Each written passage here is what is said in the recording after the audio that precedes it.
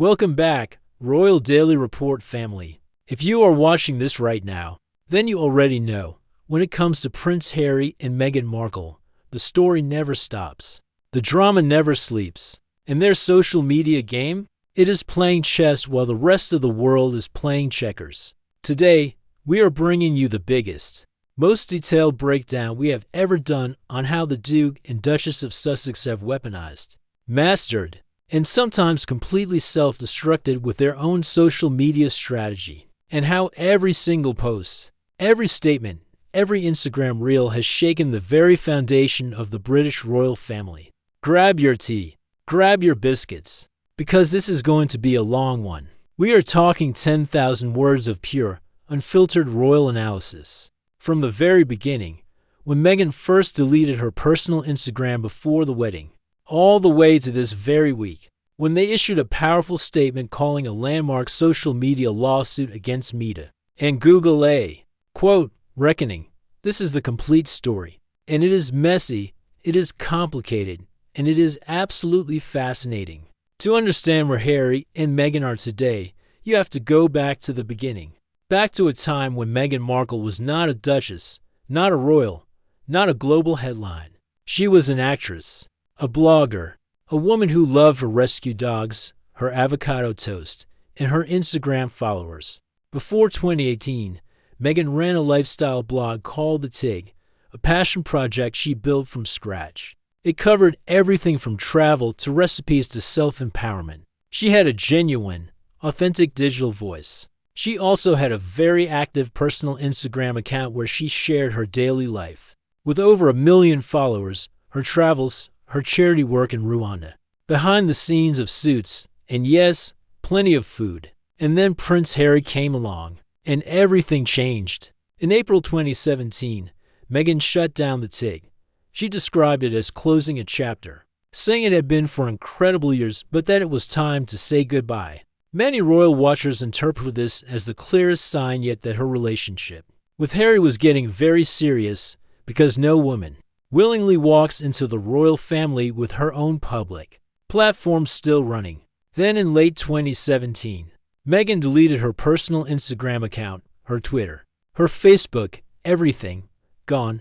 She scrubbed herself from the digital world almost entirely, except for what the official royal channels would control. This was the first major social media decision that would define the couple's complicated relationship with platforms and public narrative. Think about what that decision meant.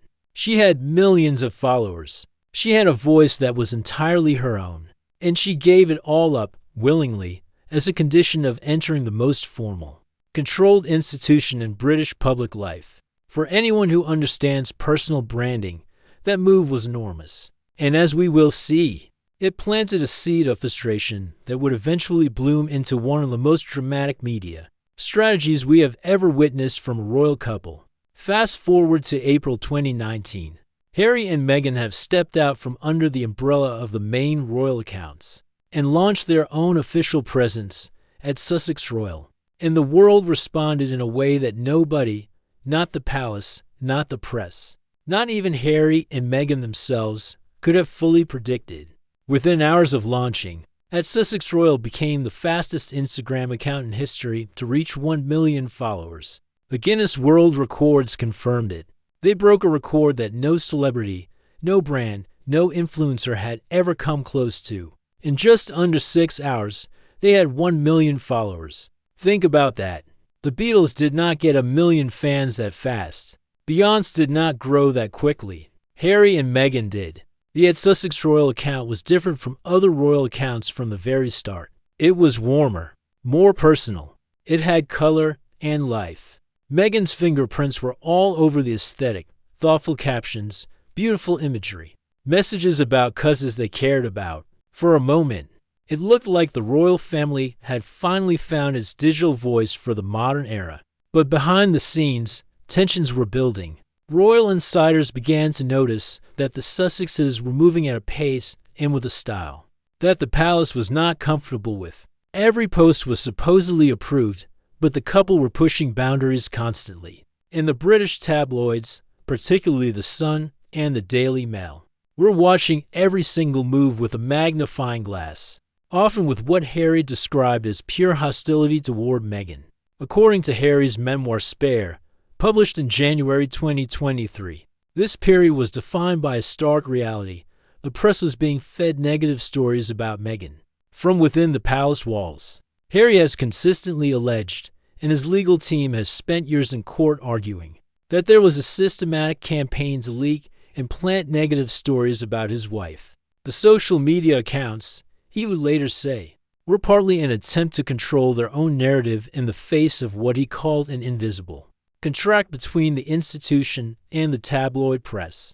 The Sussex Royal account ran until early 2020, and then came the announcement that would change the royal landscape forever. January 8, 2020, Harry and Meghan posted on Sussex Royal that they were stepping back as senior royals and planning to become financially independent. They announced it on their own social media account, not through a palace press release, not through a carefully managed royal communication.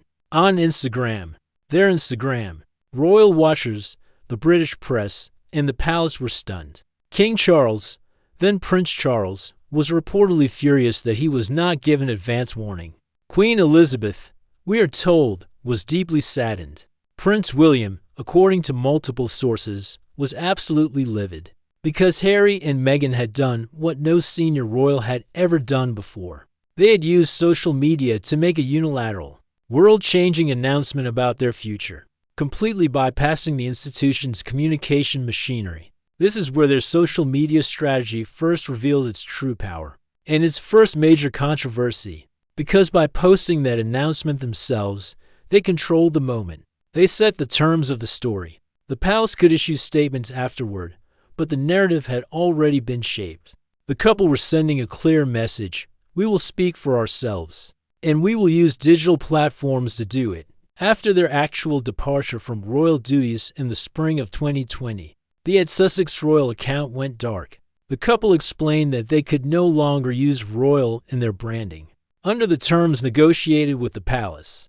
The account they had built to a massive following, one that had broken world records, was essentially frozen in time. For most of 2020 and 2021, Harry and Meghan went quiet on personal social media. But here is the crucial point: they were not silent. They were strategic. They signed a reported $100 million deal with Netflix. They signed with Spotify for a podcast. They gave the interview that would shake the monarchy to its foundations. The Oprah Winfrey sit-down in March 2021. The Oprah interview was the ultimate social media event without social media. It was a 2-hour broadcast that became the most shared, most discussed, most dissected television moment of 2021. Meghan's allegation that a member of the royal family had expressed concerns about the potential skin color of baby Archie went viral across every platform instantly. Harry's claim that he felt trapped and that his family had cut him off financially dominated global conversation for weeks. They did not need Instagram. They had Oprah, and Oprah had the world. But the silence on personal social media continued. Harry told Fast Company in 2021 that he and Meghan had left social media because of the toxicity, but that they planned to return when they saw more meaningful commitments to change or reform. It was a sophisticated position, publicly distancing themselves from the very platforms they had mastered, while continuing to campaign about their dangers. When Harry and Meghan left royal life, critics on both sides of the Atlantic predicted that without the crown, they would fade into irrelevance, that nobody would care about a prince who gave up being a prince, that Meghan would never build a meaningful brand outside of acting. 2 years later, those critics were proven spectacularly wrong. The Netflix docuseries Harry and Meghan, released in December 2022, was one of the most-watched documentary debuts in the platform's history. Across its 6 episodes, the couple told their story on their own terms, in their own words, with their own production company, Arkwell Productions, controlling the edit. It was, in essence, the most expensive, most viewed social media post in human history. A 6-part Instagram story with a $100 million budget. The series generated enormous controversy. Meghan reenacted her curtsy to Queen Elizabeth II, and the internet lost its mind. Some felt it was disrespectful. Supporters argued she was simply recounting a memory. But what mattered from a social media strategy standpoint was that the moment went viral. Within hours of the episode airing, clips of that curtsy scene had tens of millions of views across TikTok, Twitter, and YouTube. Like it or not, they had created content that dominated global conversation. Again, then in January 2023 came Spare. Harry's memoir was the fastest-selling non-fiction book in UK publishing history. It sold over 1.4 million copies in its first day. Every chapter was a headline. The physical altercation with William, the revelation about drug use, the grief over Princess Diana, the anger at Camilla, the claim that William urged him to wear the Nazi costume.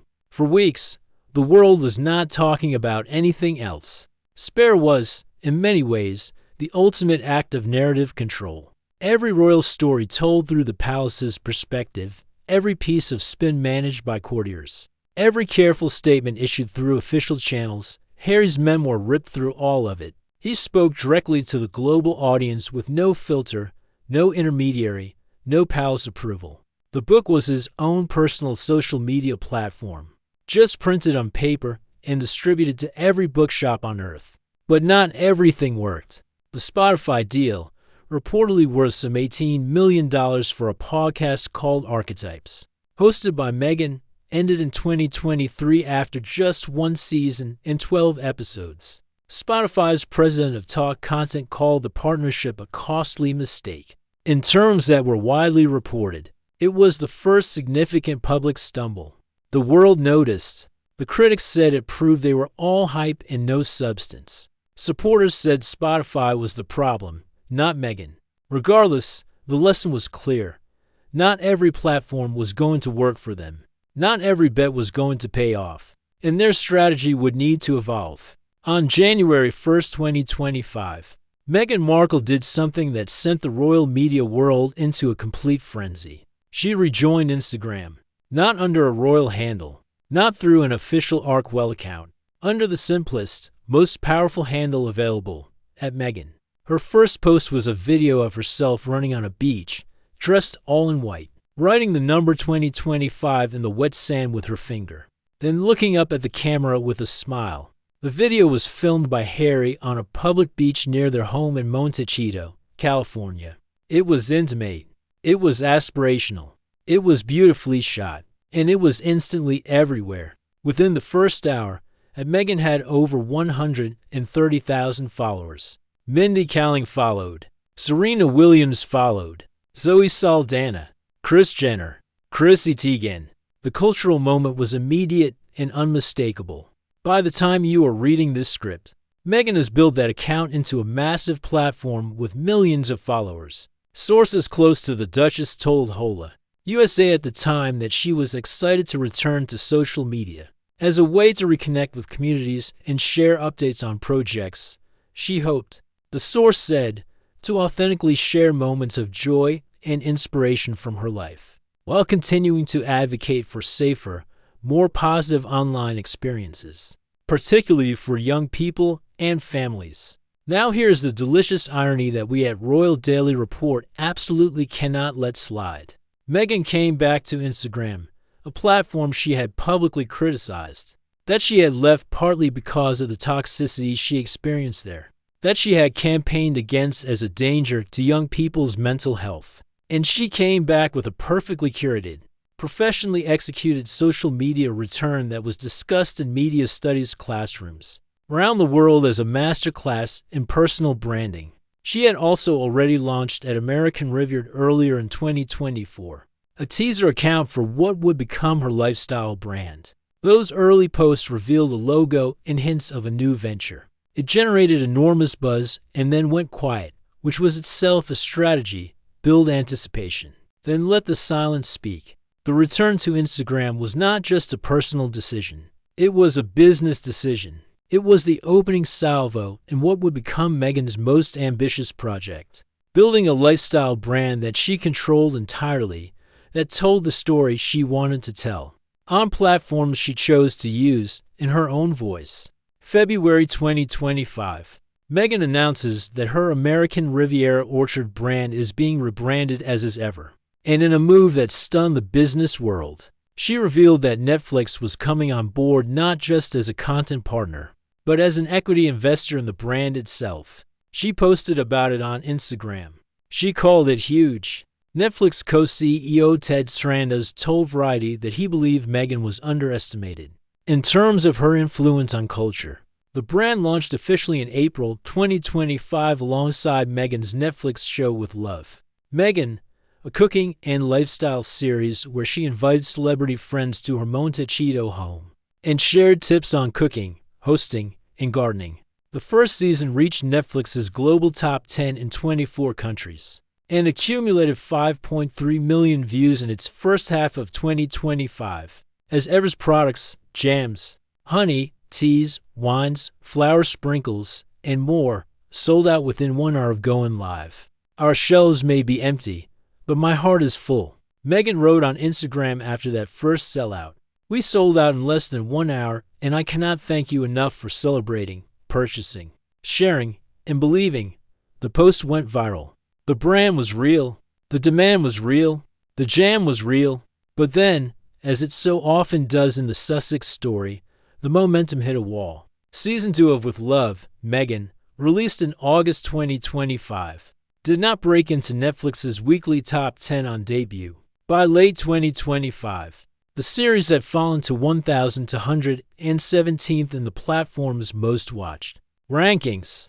Harry's polo documentary, Polo, fared even worse, reaching just 500,000 households and ranking at number 3,436th. A holiday special aired in December but drew little attention. Then on March 6, 2026, just weeks before we are recording this episode, Netflix withdrew as an equity investor and as ever, the streaming giant issued a carefully worded statement saying the partnership had been always intended to be temporary. Meghan's team countered that as ever had experienced meaningful and rapid growth and was now ready to stand on its own.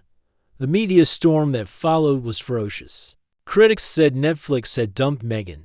Supporters said she had outgrown them. TMZ reported that Netflix co-CEO Ted Sarandos would not speak to Meghan on the phone without a lawyer present, a claim her team denied.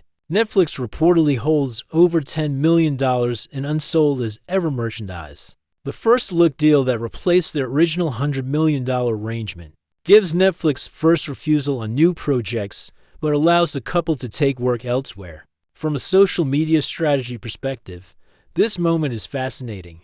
Meghan's response on Instagram was measured, positive, and forward-looking. She did not engage with the negative coverage. She continued posting content about as ever, her lifestyle, her advocacy work. She registered 12 trademarks in Australia, covering everything from skincare to yoga straps to gardening tools, ahead of a planned trip to Sydney and Melbourne in April 2026. She is clearly not pivoting. She is pushing forward.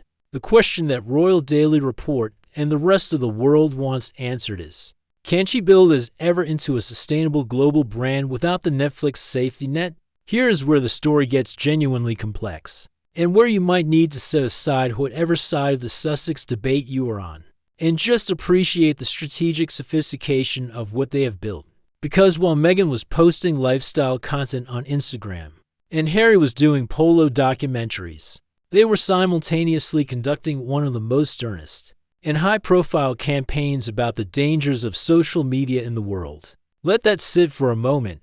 The couple who were banned from social media, who came back to social media, who built brands on social media, are also the couple most vocally campaigning against the harms of social media. And somehow, it works. Somehow, it feels genuine. Because for Harry and Meghan, this is personal. Through their Arkwell Foundation, the couple have been relentless advocates for online safety, particularly for young people. Harry has spoken movingly about the digital world, fundamentally changing how we experience reality, describing how young people are exposed to relentless comparison, harassment, misinformation, and an attention economy designed to keep us scrolling at the expense of sleep and real human contact. In April 2025, The couple unveiled the Lost Screen Memorial in New York City, an installation dedicated to children who had lost their lives due to the harmful effects of social media. The memorial incorporated images and stories of young people who were exposed to, and in many cases pushed toward, harmful content online. Harry issued a statement at the time that read, "These children were not sick. Their deaths were not inevitable. They were exposed to, and in many cases were pushed harmful content online, the kind any child could encounter." And then on March 25, 2026, just 6 days ago, a Los Angeles jury delivered a landmark verdict in a case against Meta and Google, ordering them to pay $6 million in damages to a young woman identified only as KGM, who alleged that Instagram and YouTube were designed to be addictive, causing significant harm to her mental health as a minor. Harry and Meghan's response was immediate and powerful. In a joint statement issued to multiple media outlets, they called it a reckoning. They said, "For too long, families have paid the price for platforms built with total disregard for the children they reach. We stand with every parent and young person who refused to be silenced. Today, the truth has been heard and precedent has been set." The statement went viral, not because it was from royals, but because it was from people who have spent years building their credibility on this specific issue, and who are now watching the legal system validate what they have been saying publicly for years.